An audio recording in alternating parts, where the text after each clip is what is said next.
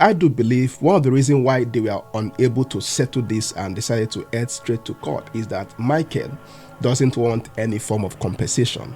He just wants to be declared the co-owner of that song, okay? All right, so Sinach was featured on 700 Club recently, and quite interesting to see that they made mention of the song Waymaker. Now remember that this particular song, she has an embattled case on currently on the court with one Michael Oluwole. It was quite interesting to note that this same song was mentioned on the 700 Club. All right, so when I saw it initially, I have not done a video about this, but when I saw this, I said, let me see and look into the story again. It will interest you to know that the guy seeking for 5 billion naira at the court, known as Mr. Michael Oluwole, at one time, both him and Sinach, we are both members of Christ Embassy. If you the reason to the reason my case, your reason no go reason anything. I'm anointed, I they cut any can, I they shake anything. And yes, is a music artist and also a producer currently based in the United Kingdom. This case didn't just start today. This case has existed on the background. Now, I have a video which the boy talked about this one time on the internet. I'm going to show you all of that. But before we get into that, let's see Sinach on the 700 Club. Sinach, I am such a huge fan of your music. I mean, most of us came to know you by way of this amazing song, Waymaker.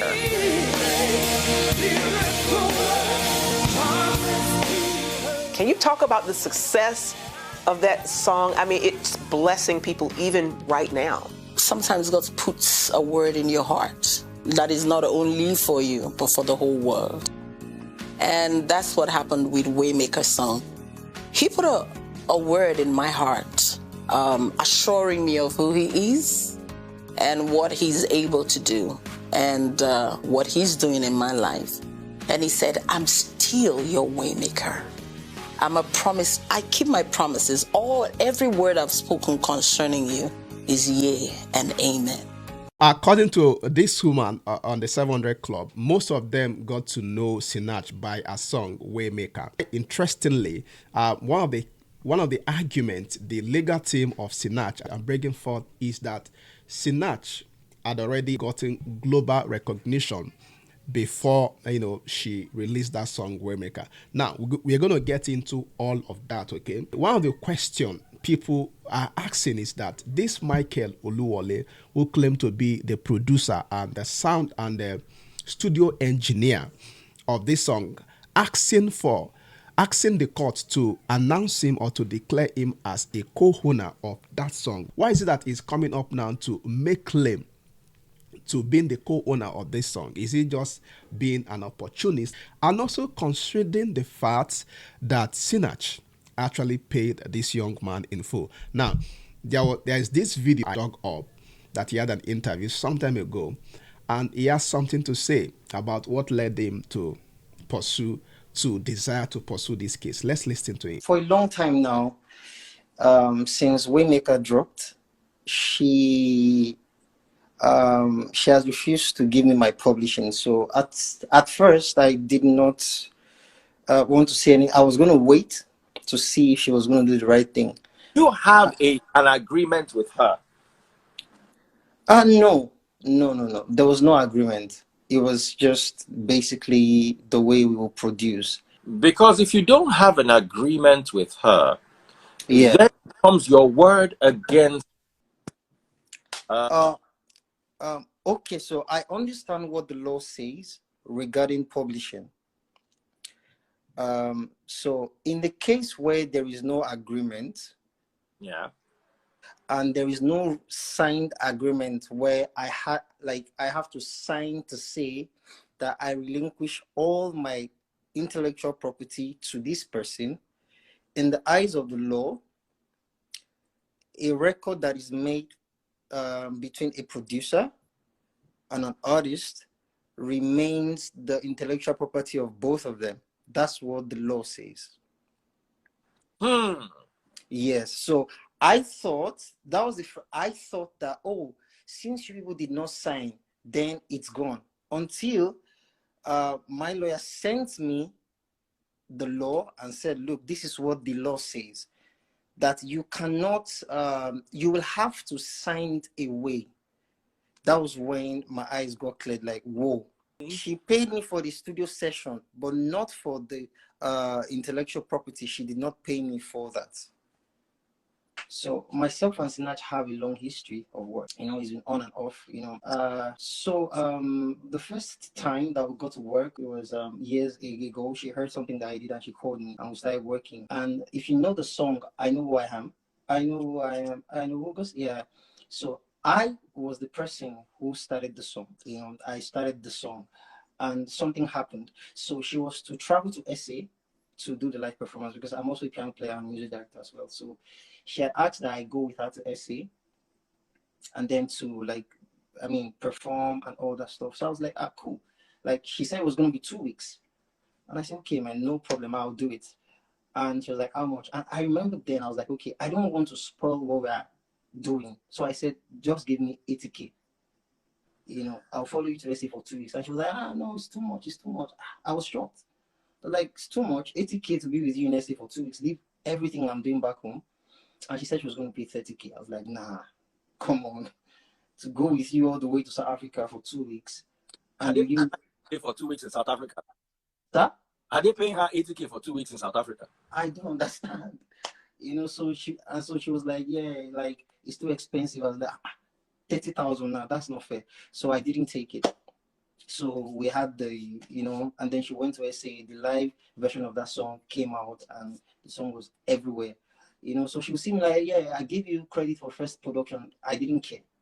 I think it is safe to assume that both Sinach and the Michael Oluwe, they acted in ignorance of what the law says about intellectual property of this kind. Okay, because I really doubt if Sinach is aware of what the law says, if she would want to contract someone that will later come to, want to claim co-ownership of a song, which obviously she said she received from the Lord. But the law is the law, right? And I also tried to look up to see if there have been any similar case like this in the Nigerian space, but I've seen none. So even as this case unfolds, it's important that most of our gospel artists and those who are intending gospel artists will understand this case, understand what the law says.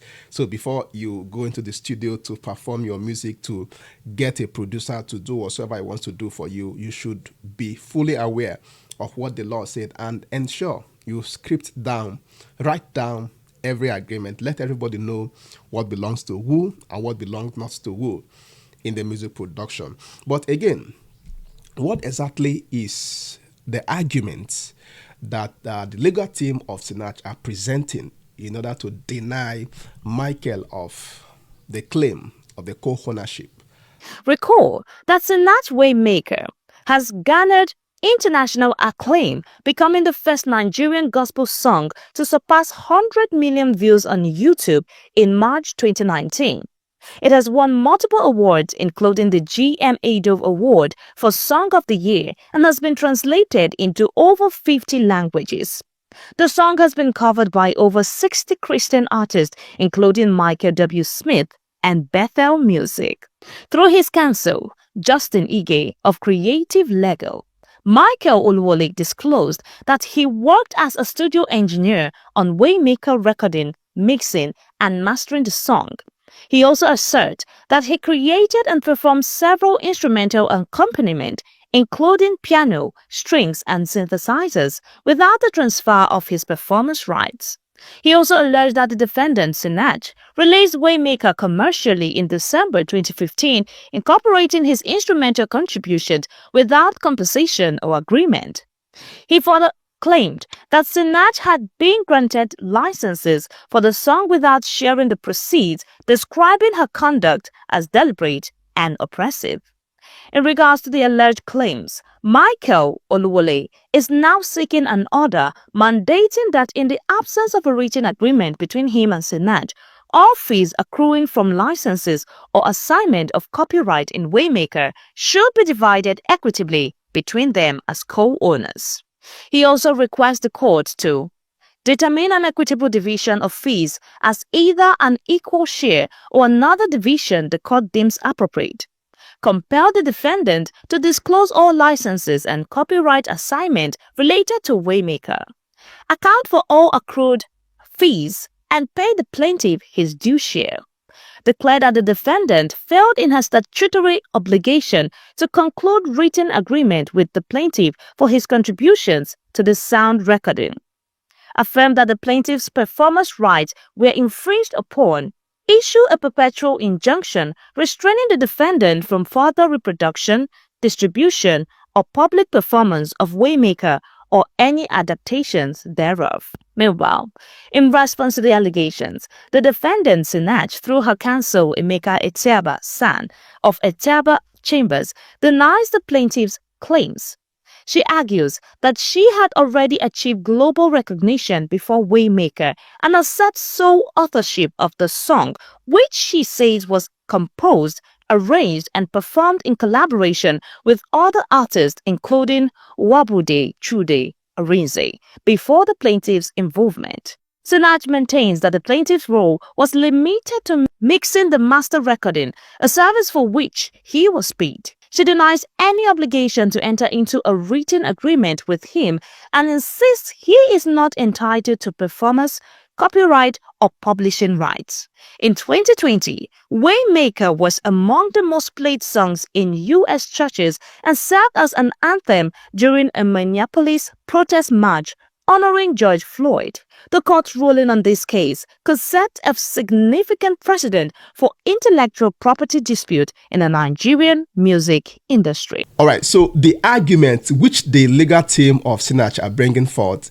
first of all, is that the song Waymaker is popular internationally, not because of the beats and everything that is in the song, but it's partly because of the global influence which Sinach had before she produced that song. So it's not left for the judge to actually determine if truly a global influence is indeed something to reckon with that caused that song to become widely accepted and popular as we know it. And our next argument is also that she had performed this song on a live stage one time and she had a YouTube link to that. And these aspects might also be valid.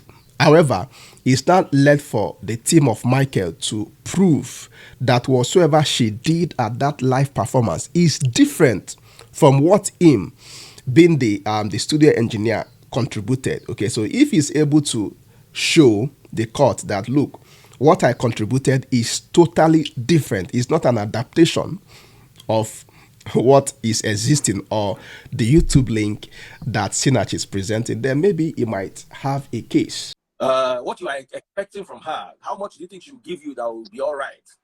No, I don't want her to give me anything. I just want her to contact BMI or our publishers, basically give me the 50% of the composition, because music publishing is this simple. There is composer side. Yeah, so those two make up the publishing. The authorship and the lyrics belong to the artist. The composition and the music belongs to the producer, and it's 50-50. Yeah, so I just want her to acknowledge that with BMI, which happens to be my publisher as well. So acknowledge that there, and that's all. And to give me every publishing that has been made on that song since it was released till now. I messaged her husband, like, bros, I know what is going on in church. Please talk to your wife. This is my right. I sent her everything. I sent him the law. We had a conversation. I was like, okay, cool. So let's settle. You know, tell me, let's meet, send your team and all that stuff. My lawyer from here, from UK, contacted him. It took some days to respond and said he's not the one representing Sinach. So, and then they just started doing all this thing again. So it was then that I knew that, look, these people are really messing with me. So I'm just going to go out and tell the world what's transpired. So this shows that this case has existed long before now. Remember, at one time, both him and Sinach, they were members of Christ Embassy before they eventually left the church, I must say. I do believe one of the reasons why they were unable to settle this and decided to head straight to court is that Michael doesn't want any form of compensation. He just wants to be declared the co-owner of that song, okay? Because I believe Sinach and her husband might have made effort to see that they can just settle this guy, just pay him off and all of that. But that is not what he's asking for. What he wants is that he should be declared the co-owner of the song, and also all the entitlements that is coming in through the publishing firm, which is BMI, should be shared into 50 and given, and his own portion given to him. Now, you might not really want to, you might want to say the guy is selfish, okay? By law, legally, what he's asking for is genuine. However, it's now left for the court to look at what Sinach lawyer is presenting, those two grounds they are presenting, and also look at the arguments of Michael. And it's not left for them to determine how the case will turn out to be. So this case currently is at the court, and they've had the first hearing, I think, and the case has been adjourned to January 2025. We are here, we will follow the case. Whatever the outcome turns out to be, we'll come to, re-update you. And this, as it happened, also more like should be a lesson to gospel ministers, okay? A lot of persons in the name that we are church members, brethren, and all of that, we just jump into music production without having to consider to know exactly what the law says, okay? Because today, you and this person might be brother. Tomorrow, you don't know if that person will still consider you as a brother. So long as you have decided to go into music and to do it professionally, to make money from it, it's good you understand what the law says about it and do all your due diligence so that issues like this will not come up in the future, all right? So this is Ifeanyi, right? I do want to know what you think about this video. Make sure to leave your comment on the comment section. See you next time